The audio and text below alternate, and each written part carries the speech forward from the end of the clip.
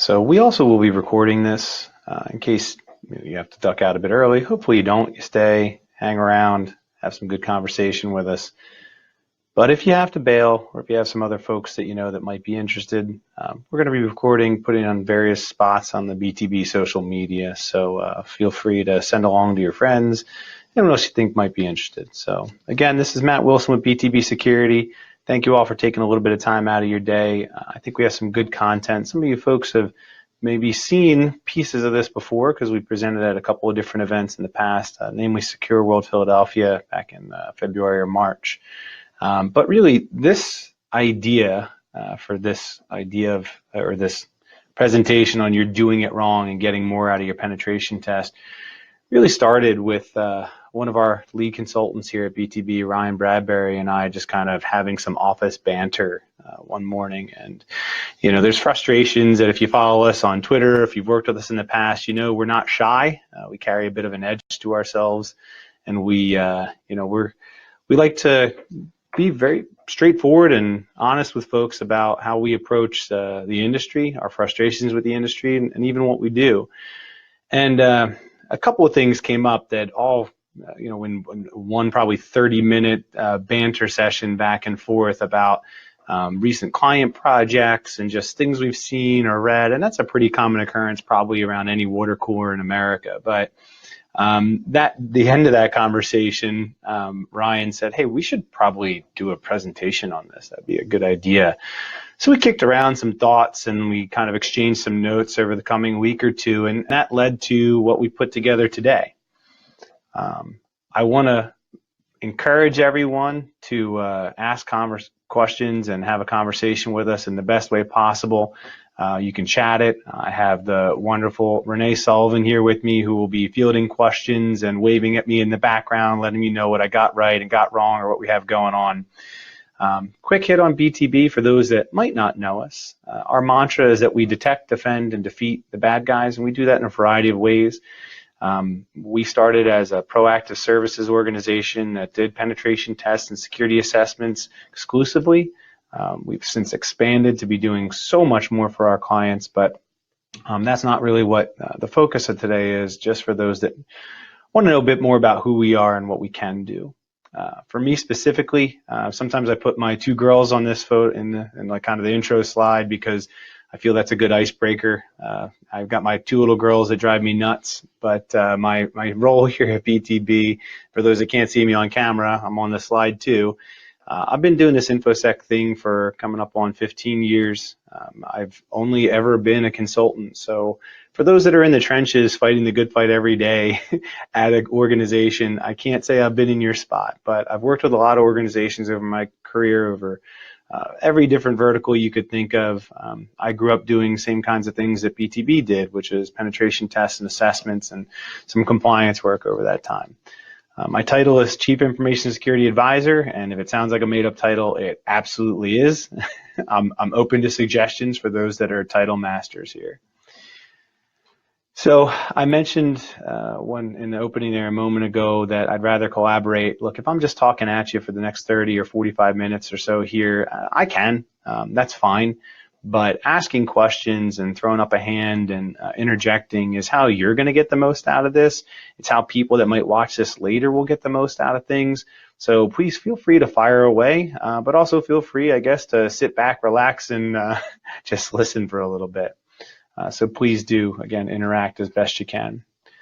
So the first thing, I'm curious, and I won't pause too long for dramatic effect, but I'd like the audience to think about what a penetration test actually is.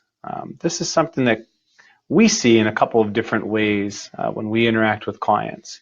We see at times clients in my role, essentially as Chief Information Security Advisor. I would be confused for technical pre-sales in other organizations and do a bit more, but that's one of the things I do the most, is engage with our customers, with our sales team, to hear what they're looking to do and how maybe BTB can help. And a lot of times we hear, I want to do a penetration test. And that's a big red flag, not because the customer or prospect did or said anything wrong, but that's a term that has some meaning, but not everyone shares the same meaning. So curious, feel free to comment away as we go. If I'm curious what your definition of a penetration test is. And usually when we've done this live in the past, I'll pause and let the audience fire away, or I'll even call someone out just to get some opinions. But in the webinar session here, I don't think we'll pause too long, but give it a minute. Fire away what you think a penetration test is. I don't know if anyone shot anything over, and if not, it's all right. Or maybe you're furiously typing if you're doing the point and peck typing from 1992. So I wanted to get some common definitions that we're going to use them, and that's the important point here. I'm not going to claim that these are formal definitions of any of these. These are working definitions. It looks like we got some responses, but these are going to be working definitions that we're going to use throughout this presentation, so that when you hear me say certain things, this is the slide that really captures what we mean. So we have some scanning, vulnerability scanning. Let's see some of the questions that came in or comments. Often confused with vulnerability scan. Yeah, that's one that came in. Absolutely. Sounds like that person's been down this path before. So, vulnerability scanning, yeah, it's not a penetration test. It can be a component, potentially, of some penetration tests, and we'll kind of get into how and when we feel it's appropriate to be used.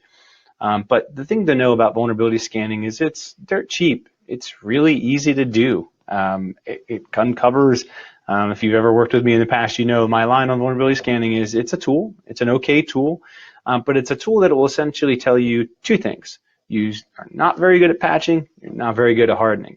It'll tell you all the specific ways that you're not good at patching and you're not good at hardening, but that's basically, when you boil it down, all a vulnerability scanner will do. And there's plenty in that space.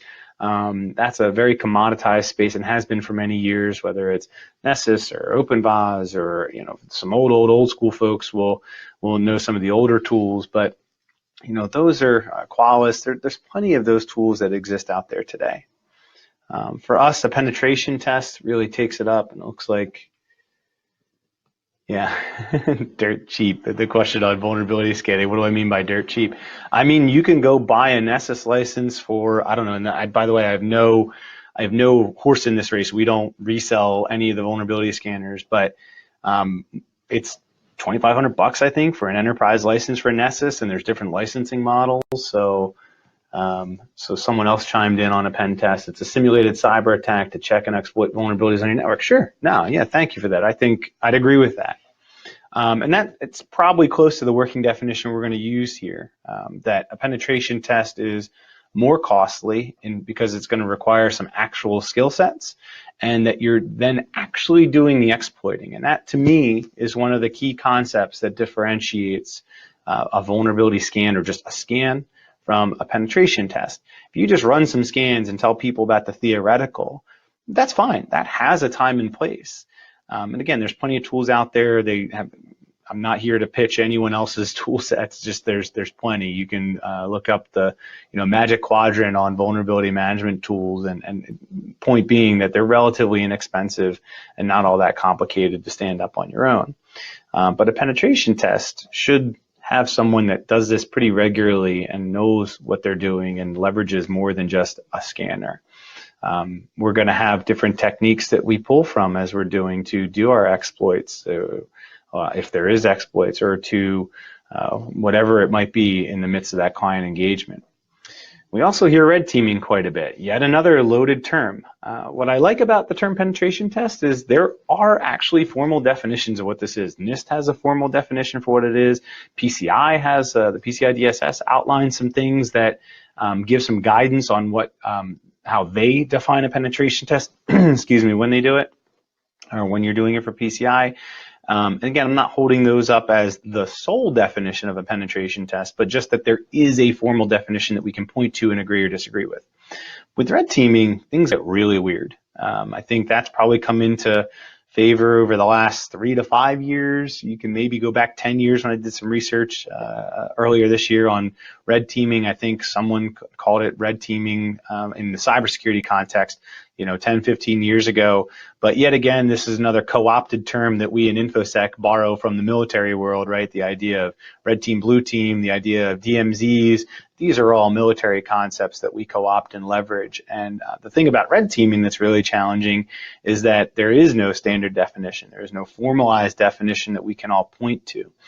So for the purposes of this conversation, again, red teaming is going to mean it's a longer term engagement where we're modeling a specific threat to your organization, not the general threat of I'm just going to see what systems and services you have live and see if I can own them. I'm going to come up with a way into your organization that's going to probably tap into a couple of different things. Probably leverage some social engineering. Let's look at that soft underbelly, not just the technical controls. Let's look at processes, how your organization executes them. And let's not, do all our testing in a week. It might be 3, 4, 5, 10, a year plus. It depends on who you're working with and how you collaboratively define a red team. You're also, during a red team, again, for purposes of this discussion, you're going to assume you need to do evasion by default, right? Sometimes during a penetration test, there's a good reason that we work with our clients and we say, hey, we're coming, when we're coming, where we're coming from, and we're not going to be all that stealthy. There's certain contexts that we would do that in, not every time, but certain ones. Whereas red teaming, pretty much in the realm of evasion, advanced techniques, all the way through. So now that we spent probably too much time on definitions, let's get into the meat of what we want to cover today. We have 3 challenges that we want for you as the purveyor, as the solicitor of security services when you're looking to do a penetration test. This is how you can push back on the security partners and service providers that you might work with or do work with. And we'll also have some challenges for yourself weaved in there at some point too. But the first one is, instead of that smash and grab style, let's go low and slow. The second, instead of just doing phishing the same way you've always done phishing as part of your penetration test, if you're doing penetration tests, let's move to an assumed breach model. And we'll talk about what that means. And then instead of just doing this penetration testing thing, maybe we do, and you're going to see me make the air quotes here, purple teaming. So if we haven't mangled the marketing buzzwords enough between red team, blue team, we're going to throw a purple team at you. But again, we're doing it with a big asterisk on it there. So real life situation that Ryan and I talked through when we were coming up with this a couple months back. And something that we hear pretty regularly, honestly, is, don't you guys just run some scans? Sure. I mean, yeah, as part of any penetration test, there's going to be some automated activity. I don't care who you're working with, if they're ex-NSA, tailored access operations staff, or, the elite of the elite. There is going to be some level of automated activity in some part of the penetration test. You have to. There's just too much that could be. I mean, when you think about it, every system, every OS has 65,535 ports for TCP and then UDP, right? So there's a lot of different options that you have from an attacker's perspective. There's just too many potential ports and systems and services live. You have to automate some of that. And I say have to, someone's going to call BS and say, this is the time I didn't. Fine. But the point is, most of the time, there's going to be some level of automation. So the message here isn't that if you run scans, it's not a good test. The message here is you can't only just run scans, right?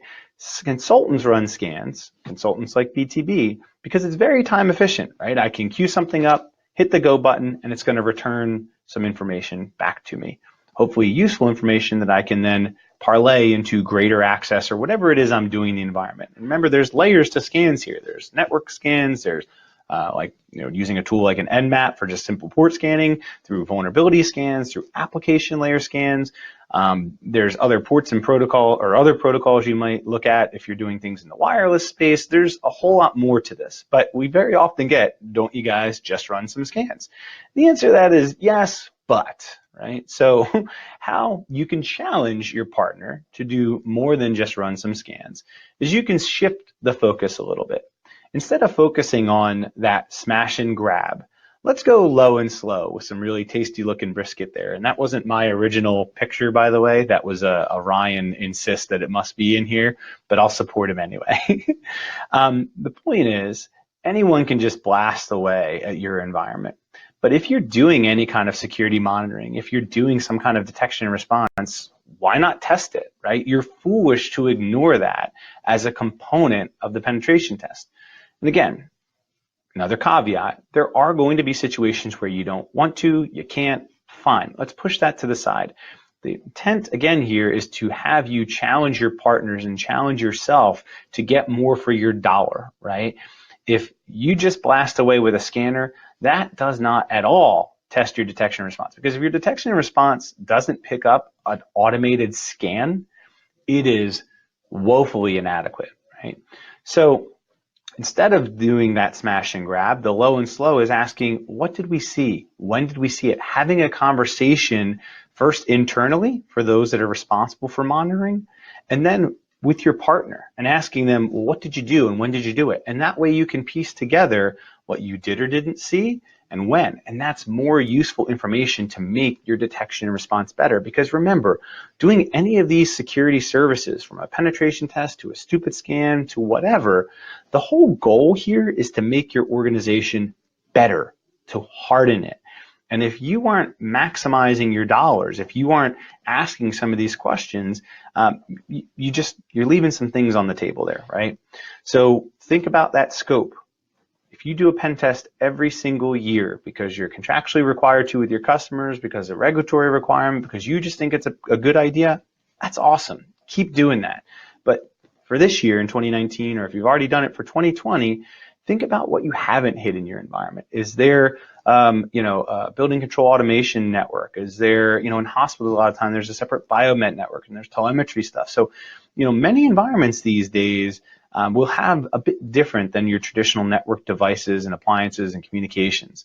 So it's something to consider. If you don't have it, great, good for you. If you've moved entirely to the cloud and you don't have any infrastructure anymore and barely a network, that's fine. We could talk about maybe how to help you do things a bit better. But again, the other takeaway here is years and years of just running external vulnerability scans are not going to tell you all that much. Any firewall partially configured correctly is going to dump most of the traffic out and deny it. You're not going to get very far with what it's going to be able to see or do or tell you. So the next one we get very often, looks like there were some questions that came in. Yeah, some agreement. or no, I'm sorry. Maybe agreement, maybe also yummy brisket. I think that was it. So sorry, we are right before lunch here, so we'll make you hungry, at least here on the East Coast. We'll make you hungry.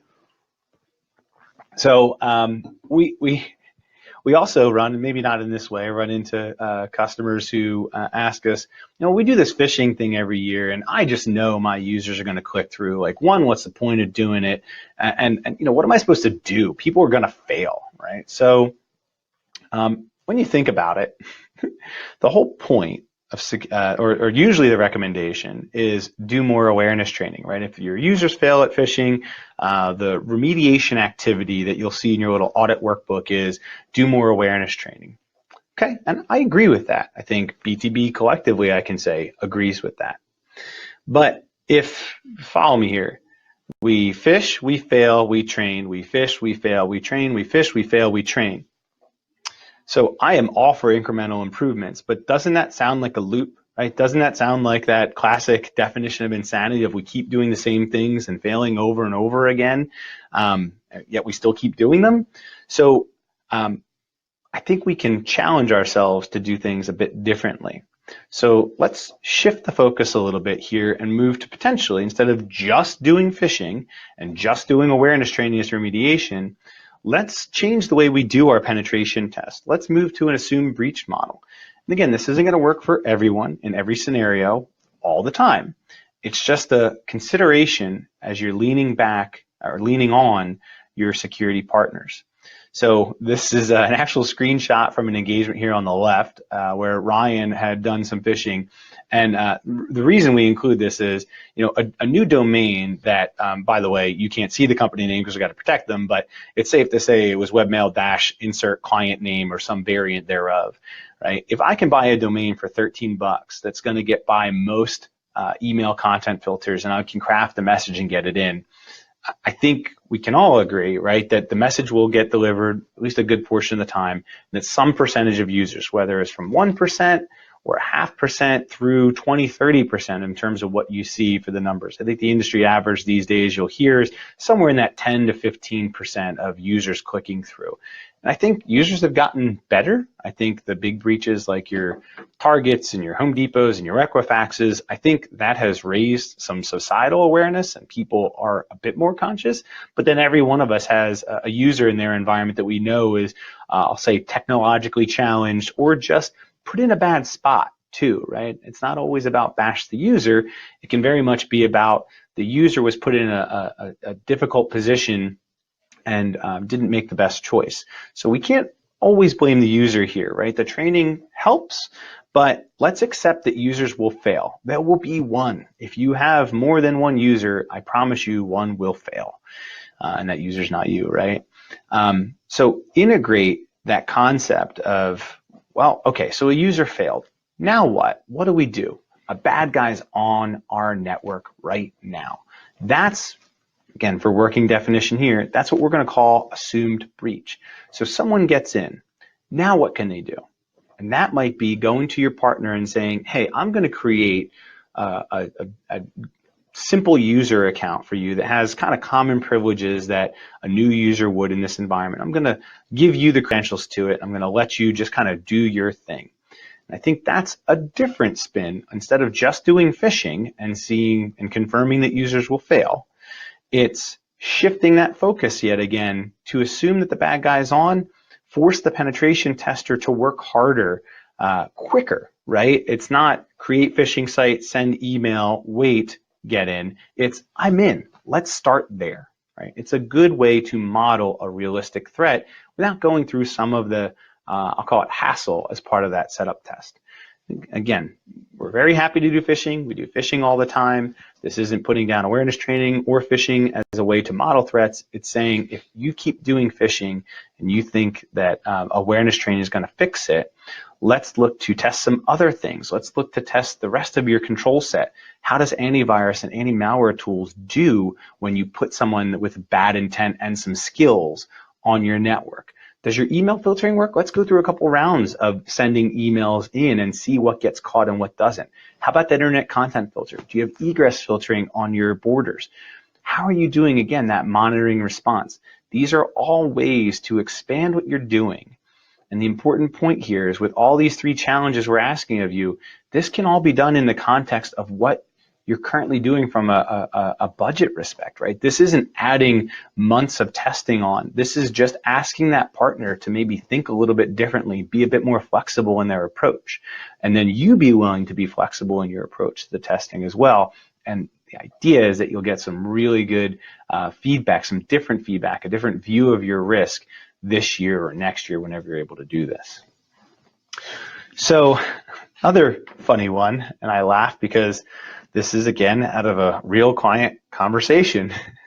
We've had some good clients we've worked with and had the benefit of working with for many years, and we got hit with coming back in 2019 or 2018, one of these years.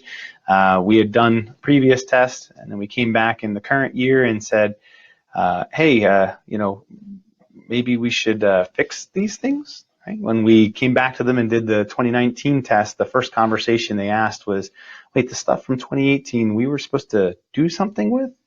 And you can't make this stuff up, right? So the idea is to challenge your security partners with the idea of purple teaming, right? So instead of maybe having the pen test done, getting the report done, getting the report to you, if you think about the way that, and then you having some time to fix it and then rinse and repeat for next year, think about it. It's like 90% test, 9.9% report writing, and then 0.1% review of report. At least that's our experience with many organizations.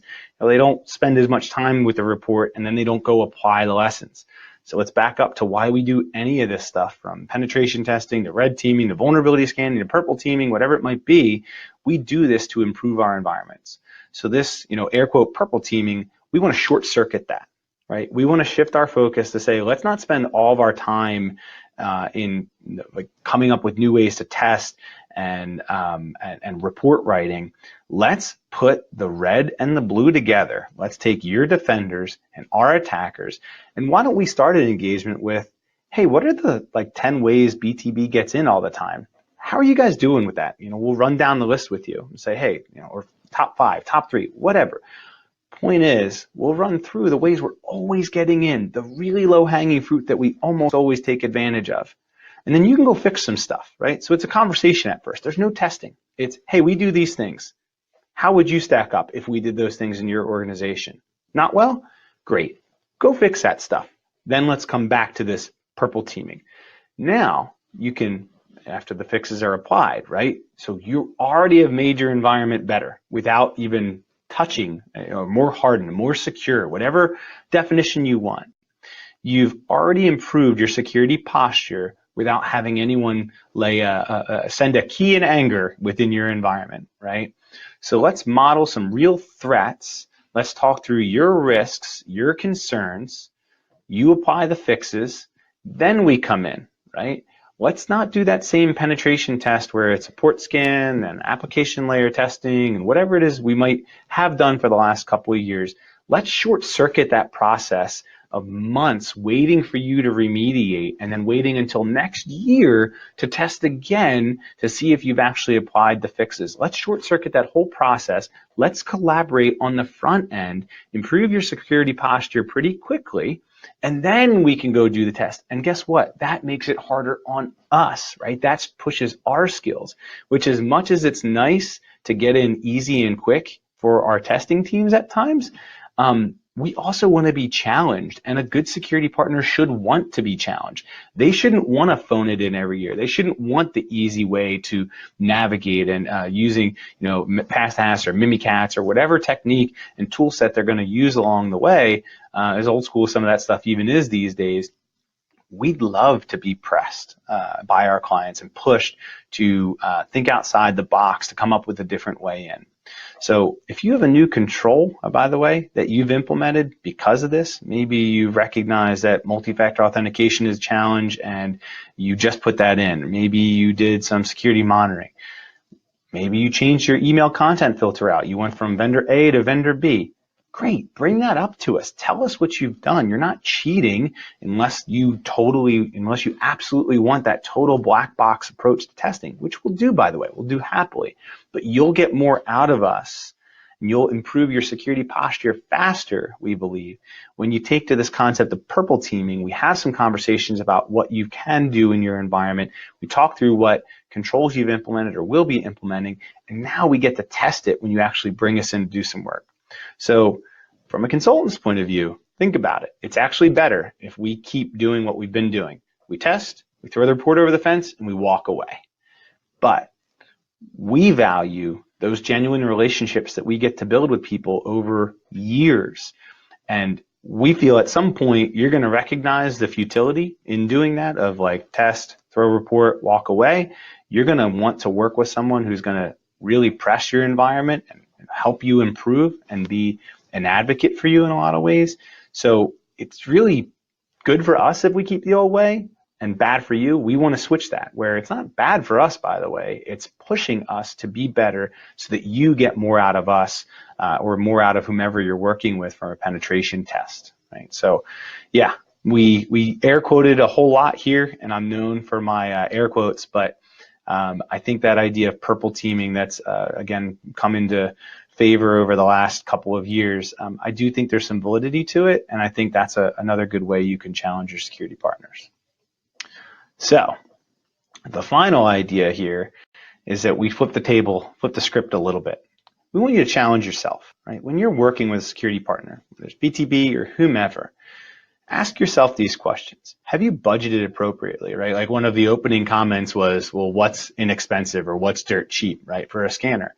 Well, if you want a penetration test, but you've only budgeted $500, you're going to get what you pay for, right? And it's probably going to be a mostly automated scan. It's been commoditized. We are in a commoditized space in a lot of ways. There's a lot of things that vendors pull from offshore or whatever, and this is not a comment on whether you should or shouldn't do that or should or shouldn't care about that. Everyone has to make their own decisions that are best for your organization. But if you ask yourself if you've budgeted appropriately and have a realistic conversation with internal stakeholders and ask them and thought for yourself of, do you have expectations that do align with that budget, right? So if you budget $1,000, but you want the Ferrari of penetration tests, something's out of whack there, right? The other thing we run into that I ask of folks that I work with or try to pull out of them when we work with them is, what's the why? Why are we here? What are the drivers? Why do you want to do a penetration test, a vulnerability scan, a purple team, a red team, whatever it is you say you want to do, or just a generalized security assessment? Why do you want to do it? And that's not like a trick question to throw you off base or to, I don't know. But understanding the drivers for why you would want to do something helps a good consultant really dig into what might be appropriate and what options might be appropriate to bring up with you. At times we get things like an RFP, and it's very cut and dry. If there's no communication with the stakeholders on the other side, it's just whatever's written in the RFP, we're left to our own devices to interpret outside of some Q&A that we might get to do back and forth. It's very hard to pull out the why. But when we can sit down with a customer and really understand what they're looking to do, why they're looking to do it, how often they do this, dig in a little bit. If you're willing to share a bit about the why, I promise you'll get more out of those that you work with, at least the good partners. And if you're open to some suggestions that we have along the way, I will never think I know more about your environment than you do, right? You know your environment. You know what you need to do. But if you worked with a partner that has been doing this for more than just a couple of months, we're going to have some good experience that we can relate to and share, at least as an option. Right? It doesn't mean that you have to do this or you have to do that, or when you're sitting down to scope things out with them that you have to listen and just follow every direction they give you. But if you're open to suggestions, if you're open to that dialogue, that collaboration, I promise, again, you'll get a better experience out of who you're working with. So, some homework. I always found it good to give some people some takeaways.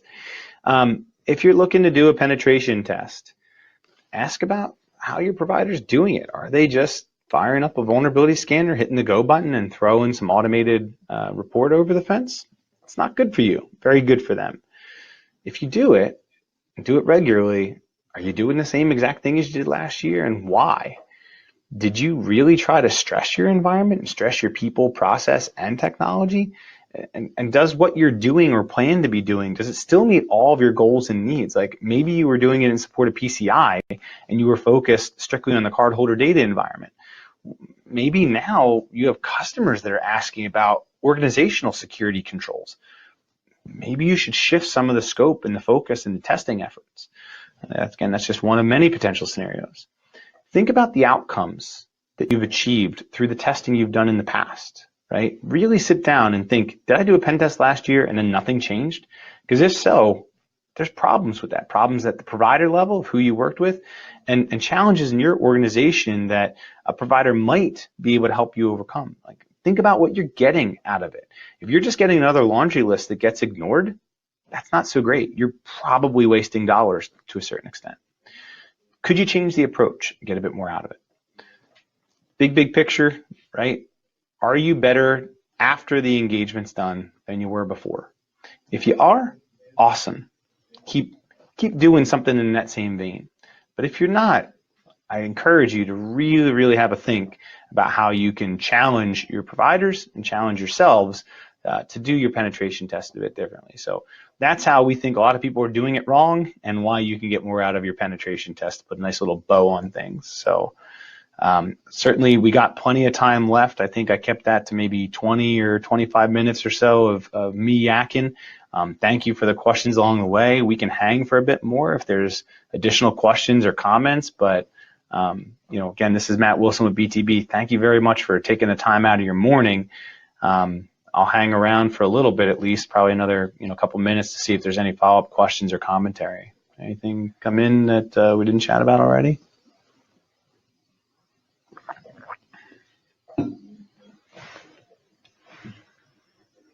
And again, we will be recording this, or we have recorded it, and we'll make it available. You'll probably get a thank you for attending or sorry we missed you note. Looks like something came in. What are the 10 ways you typically compromise a customer? Well, it asked me to give you a 10 right here and now, and honestly, it's not playing keep away, but I'd say there's a handful of things. That's a very good question I set myself up for. What I'd say is some common things to do are going to be some combination of some obvious and maybe not so obvious. So some quick hits, because I don't want to like put all 10 here. I don't think I probably could in the next little bit because it's more of a dialogue. But I'd say, patching and hardening, if you're not doing that at all, I mean, those are easy ways in. If you're, I'll call it IT hygiene type stuff, right? The patching, hardening, things like how you're administering accounts, creating, moving. Yeah. Yeah, thanks for making sure I know that I set myself up for that. And honestly, happy to have a dialogue with you like offline, but I think what I want to get out here is, the IT hygiene stuff is always important. And also say we still have pretty tremendous success with living off the land, right? We are doing phishing at times, guessing accounts and getting in that way for public-facing systems. And most of the time people aren't doing monitoring, so we're getting in not because they're not doing monitoring, but that's a complicating factor. We also don't see multi-factor authentication as often. And again, no horse in this race. We don't have a multi-factor authentication tool that we sell. But then we're also, once we're in, compromised a user or a system, living off the land and being able to run, PowerShell and WMIC, doing some privilege escalation stuff. If again, I mentioned some things before about like pass the hash is a pretty old technique. Overall, but still, most of the time we're not doing it in that way. Most of the time it's some kind of like privilege escalation, like through Mimikatz or something like that. But we're using a lot of the common tools that are built in the OS so that we don't trigger things like antivirus. But if you think about it, flip it around, why would random end user not in IT be able to run PowerShell? Or if they're allowed to run PowerShell, isn't them running PowerShell an anomalous activity in most client environments? So we're getting in because there's some things that only bad guys and malware do that most people aren't monitoring for. So I think that was probably 3 or 4 things in there, not 10. And again, happy to take it offline to get into a bit more detail. Great. I don't know. I don't see anyone else typing or anything else. So just again, a sincere thank you for joining us today. Something else came in. Oh, thanks. Thanks for that. So just thumbs up essentially came from the crowd. So again, thank you for coming today. Hopefully you got some utility out of this. If you did, pass amongst your friends and make sure they know that we're going to keep trying to put some good content out there on a pretty regular basis. So have a great day, everybody.